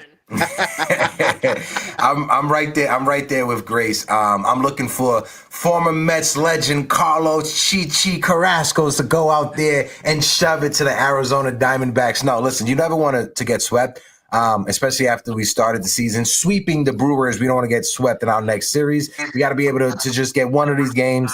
I'm pretty sure the Yankees will rest some guys. I look forward to Paul Goldschmidt, him being rested, him sitting down. Maybe you see Aaron Judge as a DH. I'm not too sure. But I look for the Yankees to take this game. This is a game that the Yankees could put in the win column, and we'll be back this Tuesday to talk about it, right? So hopefully I don't have egg on my face. Roro, my brother, I love you, my guy. Again, let the people know where they can find you before I let you go, bro. So yeah, guys, if you're looking to check out a podcast, you're bored, your drives home from work or to work are boring, you want to liven it up a little bit, Diamond Discussions, it's on Spotify, it's on Apple. Hector, I appreciate you letting me do this right now, and I just, of course, brother, 2 of you. Yes, this is a Yankee show, and yes, I am a Met fan, but I am here every Tuesday and every Thursday listening to you guys. Whether you see my name in the comments or not, I'm here. You guys got a great thing going. I love the energy, and you guys are awesome. I appreciate you, Roro, and the feeling is likewise. You and JV are amazing. Yeah, he has a real New York accent. What borough is that? I'm born and raised in Staten Island, not the most popular borough in New York City, but that's me. Oh, Deep Tracks only NYC information. Okay, I didn't know that, but I like it. Yeah. Roro, my dog, I see you on these TikTok streets, my guy. You be safe out there, brother. Absolutely, guys. Have a great rest of your show. Appreciate you having me on. I appreciate you. That's my good friend, Roro. Froggy, appreciate you. Diamond Discussions are available on Spotify, Apple Podcasts, and the best Yankee/Met program around. Erica says, Staten Island, basically an extension of New Jersey. Yes, that's how New Yorkers feel about Staten Island and Grace. People in New York City feel that Staten Island is just an extension of New Jersey. That's the love-hate relationship we have with the 5th borough that's all the way on the bottom Isn't that where those brothers are from and their dad or something that's like, how you The- to the- hear it? Yeah. That's not their dad, but yeah. Oh, sorry, I thought that was their dad. Oh, it's their They friend. do a lot of contact with them. Shout out to Big Mo. That's Big Mo. I actually met him last year at Yankee Stadium. Oh my God, he's working media. cool. He's hilarious. The Scarlietto twins as well. They're awesome as well. Yes. But we got Theo Nosebleed section in the building. Theo Nosebleed, let me know you got a thumbs up. And Hayden, I'll get to you right after we get Nosebleed in the building. Theo Nosebleed, how you doing? I'm doing good. Nice. The audio is good. We can hear you. You got the Anthony Volpe t-shirt on. Theo, the floor is yours. What you want to talk about, Unc? All right. Volpe's home run power, I think, is coming because he's batting 5th instead of 8th. I think him and Jason Dominguez should switch. Oh.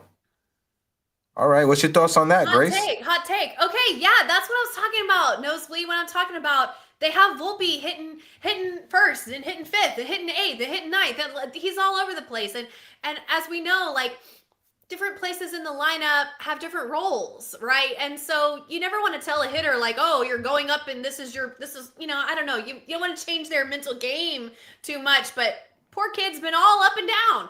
So why would you rather have him 8th? Why would you rather have Jason Dominguez 5th? I just got to say something. John the Beagle Dad.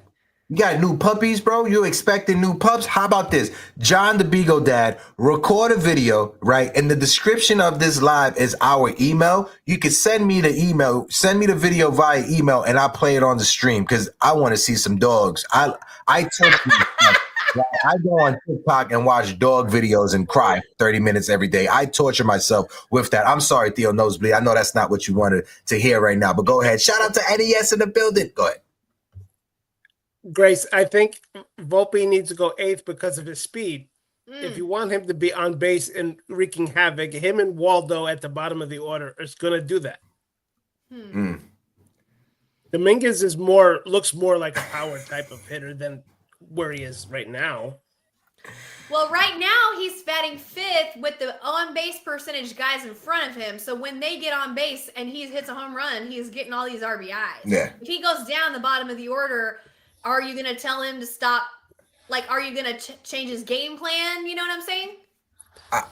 If you're going to get him on, he hasn't been on base a single time this whole year so far. Who you talking about? Volpe. Volpe hasn't been on base. He's only been. Oh no, he has. Yeah, he hasn't. It's just been via the home run. I think I see the logic, right? Because if you look at the Yankees batting lineup, they got 2 switch hitters on the bottom, 8 and 9, and that's Oswaldo and that's Anthony Volpe. I mean, that's Jason Dominguez. If you switch Jason and Anthony, you put that righty in between the switch hitters, and you're making it more difficult for the opposing manager to game plan against your lineup, especially in late game scenarios and situations. I do like that. I just do feel that the Yankees feel Jason Dominguez is still too fresh. He's still a rookie. But as the season goes on, if you see improvements for Jason Dominguez, I can definitely see movement in that lineup, in that batting order when it comes to Jason Dominguez and Anthony Volpe being flipped around. Pablo Reyes, he's a body. He has a post. He has a glove.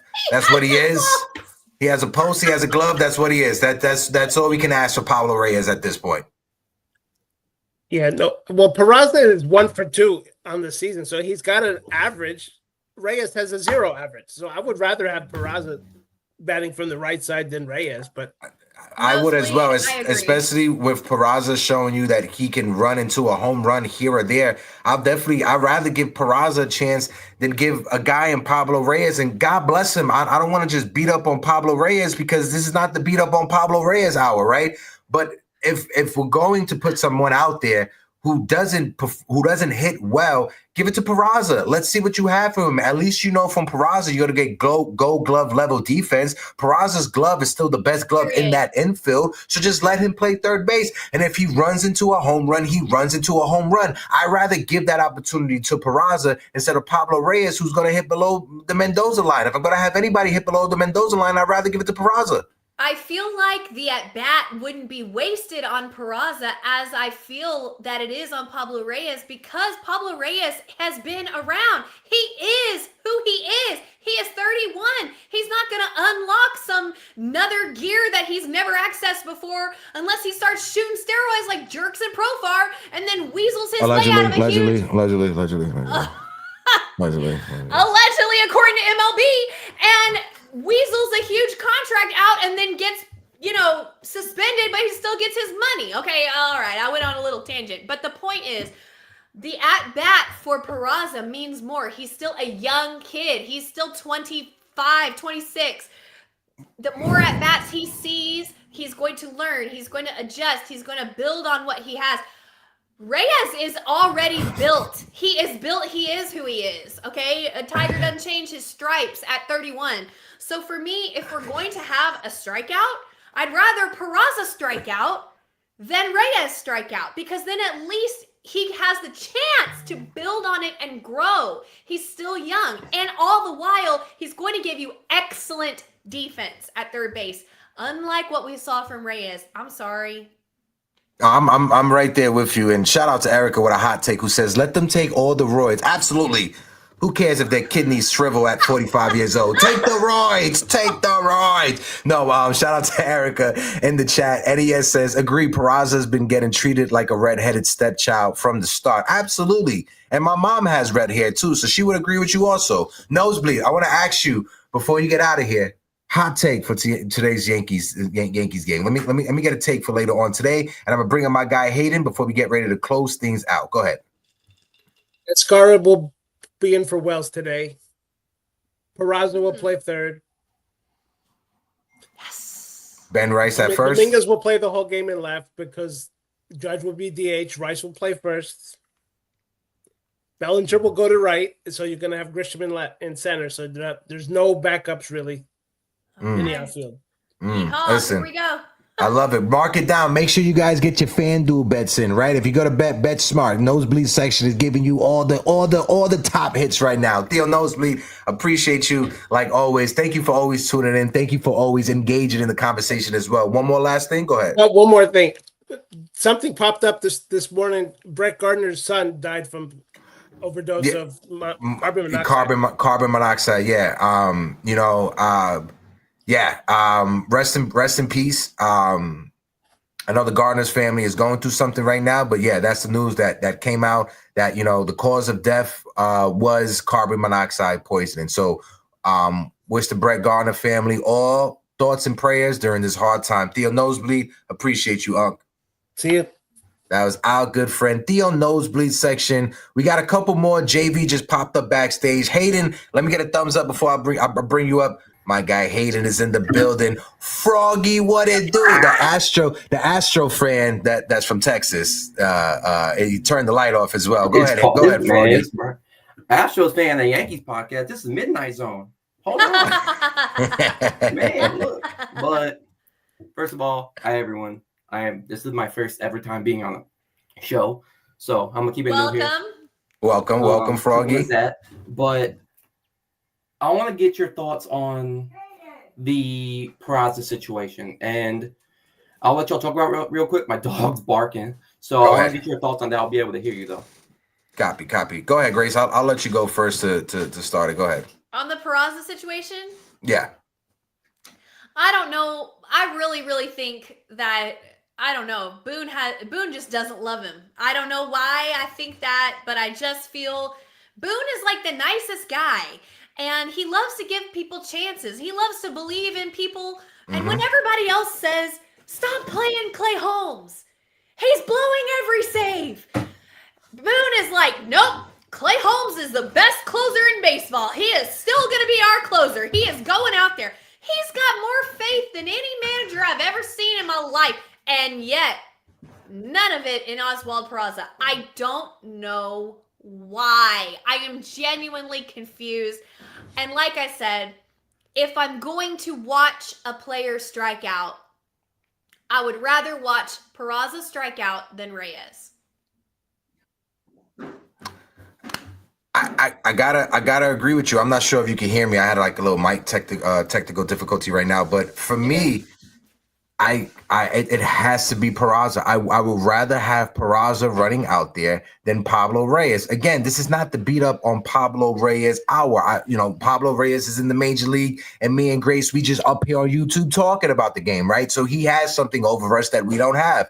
But when it comes down to it, Hayden, my guy Froggy, I would rather go with Peraza over Pablo Reyes. The fact that the Yankees aren't giving Peraza a chance to even sniff major league at bats is something that I think is just inexcusable. I think it's front office negligence. You got a guy in Pablo Reyes who's 31 years old, and you got a guy in Peraza who's younger than 26. Give Peraza a chance. He's cheaper. He has a better glove, and maybe he could run into something here or there. That's what you just described is what happened when Dusty Baker was loyal to Martin Maldonado. Ooh, he was loyal to him. And if you remember, we got Yainer Diaz, who Yainer skipped all of AA. He went to AAA. He came up for like 4 games, like, we're going to call you up. And now he's been more offensively efficient than Martin Maldonado was the last 3 years in Houston. He was terrible. He caught no hitters. Woohoo. So has Yainer Diaz, Luciano Blanco. But you see all these offensive guys, like for Houston, we're not offensively efficient right now. We can't hit righties for shit. Crap. Oh my God, right there. You good. Jake Myers, Altuve, Christian Walker, Paredes. Jordan's the only lefty in the lineup. So, I mean, it's all about having a balanced lineup, Froggy, like you said, and it's all about just give your young guys a chance. The worst thing that can happen is they struggle and you got to send them to the minors. Like that's the worst thing. When you have a veteran in Pablo Reyes, this is hold on, wait. I'm gonna put the link. Give me 1 sec. When you have a guy like Pablo Reyes in your lineup, Pablo Reyes is a guy that he's been there. He showed you that he is not going to progress more than what he already is. At least when you have Peraza, Peraza is a guy that he has shown you at every level defensively he can stick it at the major league level. And if you guys seen, if there's any solid takeaways from the opening series against the Brewers and these first 2 games against the Arizona Diamondbacks, the one takeaway that Yankee fans should have is that infield defense is still pretty suspect. And if there's a way to figure out and solve the suspectness, that's by putting in a defender who can play and pick his position in Peraza at third base. That's the last thing I mentioned on that. Froggy, let's get your final take, just because we got 2 more people that's backstage, and I want to wrap things up before 1 o'clock. Go ahead, Froggy. My fault. I was gonna say, it pains me to say this, but Pablo Reyes is just a different variation than Mauricio Dubon in the way that Dubon, shout out Dubon, I always shout out this. He's the first ever and only Honduran player to ever win a Gold Glove, but he can't hit. Like we had second and third, no out, 2 outs, and we're like, oh, we gotta drive him some runs. This guy Dubon swings at the first pitch, ground out. Like the worst. Yeah. The worst. Froggy, my guy, I appreciate you, brother. Again, this is my guy, Froggy, from TikTok. I'll be seeing you on those TikTok streets, Froggy. Look, I love the conversations we have. Like I said, he's an Astro fan from Texas, so this is one of Grace's homies. If you guys got to blame anyone, blame Grace. I gotta say one thing before I get out of here. And Go ahead, Froggy. Torpedo Bat, Bodega Cat, Rafael Devers is fat, Astros in 7. Froggy, shout out to my guy Froggy for that one. I appreciate you. Yo, JV, let me get a thumbs up before I bring you up. I got JV, I got Old Sarge. We're gonna close it out with these 2. JV, let me get a thumbs up. Let me know you're ready to rock out if you're ready to go. 1 second. I think JV is. Hold on 1 second. All right, JV, what's good? What's good, my guy? Salute, baby. Can you hear me, JV? All right, so I guess JV's having some technical difficulties. I'm gonna bring up Old Sarge. Old Sarge, let me get a thumbs up. My guy Old Sarge is in the building. Oh, salute back today. How we doing? Hey, quick, permission to play something for Grace. It's 20 seconds long. And let's see if I can find it. I should be able to. Oh, come on now. There we go. All right, we'll play this. This is just for Grace. This is where your nickname comes from. and this was the joke from the other day that you didn't get. Okay. Ah. Oh, come on, you.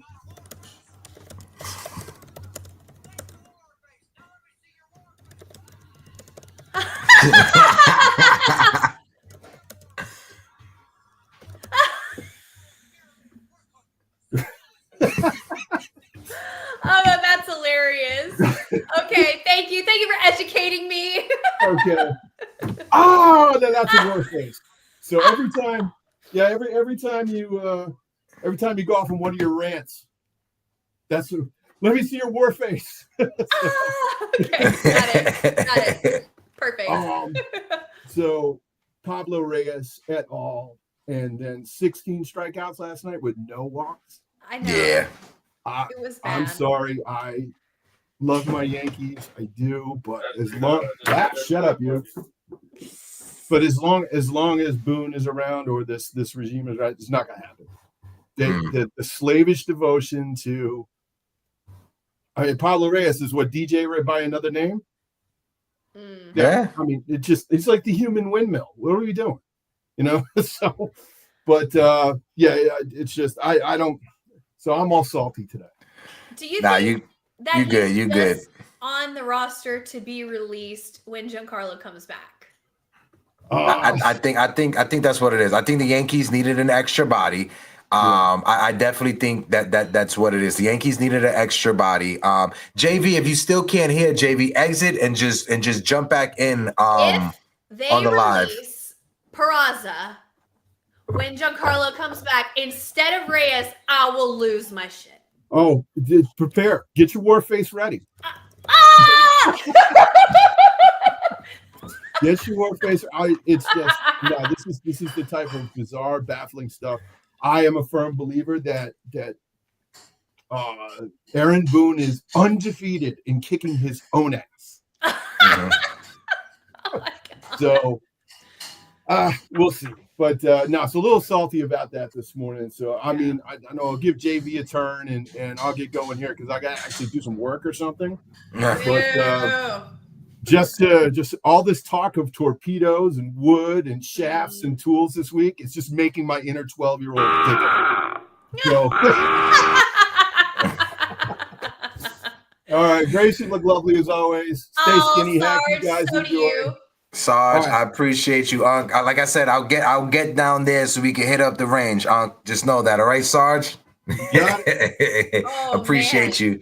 That's my guy, Old Sarge. Appreciate Old Sarge. I think JV was having some technical difficulties, so we'll save JV for the next show. Grace, last take before we get out of here. This was an amazing show. A lot of laughters, a lot of giggles and hee-hees and ha-has. What was your thoughts? This show was a little chaotic. This was a little bit wild. If this is your first time watching Yankees Morning Brew, just know that today's show was a little bit what we would call wheels off. But, here we are. We're here with our hearts bleeding for the New York Yankees, and that's truly what we are. We're fans. Now, Hector is an official member of the media, but I'm just a fan up here wearing my heart on my sleeve, loving the New York Yankees. So thank you guys so much for tuning in. Please hit that subscribe. Please, we're on the way to 5,000 subscribers. We're out here just talking Yankees every Tuesday and Thursday just to hang out with y'all. So please hit that subscribe button. And as far as the game goes tonight, let's flush last night. Let's just move on. Tonight is a new night. The weather's going to be better in the Bronx. Let's get the bats going. That's what I'm looking for tonight. Let's get a win. Let's be scrappy. Let's be the new New York Yankees that we were in the spring training where we just were playing for the guy behind us. That's what I want to see. Yeah, when I want to say shout out to CT Cards who says, I'm with Anna. Let's get a win, please. Absolutely. Anna Marie says, let's get a win. Shout out to CT Cards that is in the building. Our good friend Ken is in the building. Good morning, Ken. Salute, salute, salute. 3 capital S's. John, the Beagle Dad, appreciate you. Gregory Wayne is in the building. My brother Keith said, I have a feeling the Yankees are going to trade Peraza for an arm like Sandy or a right-handed bat. That may be what it is, Keith. Shout out to everybody that was in the building. I got this thing that I want to play because after the Yankees lose, No More New York, New York by Frank Sinatra. And I like this. I like that they're playing that life. Yankee fans, I love that they're playing this at the end of a Yankees loss. My guy JV is having some technical difficulties. We'll bring him back up on the next show. But Yankee fans, you know, we come to the end of the show. We appreciate you guys. Like I said, shout out to everybody who was in the building rocking out with us. Our good friend Erica, Anna Marie, TC Stills, my guy Froggy. Jonathan was in the building. We're sitting at 43 likes. Let's get to 45. Stephen B was in the building. Appreciate you, Stephen B. My guy JV, even though he had technical difficulties, he was still here. Big time Lou. Appreciate you, Lou. Jacob Petruzzi, my guy, the Big Japple. Appreciate you guys. Spitting Mantis. Until next time, you guys, smack that like button, hit that subscribe button, drink some water, say something positive about yourself. And my name's Hector. My name's Grace Monroe. This is Yankees Morning Brew. And until next time, peace, you beautiful people. You fought well yesterday. Your style is unorthodox.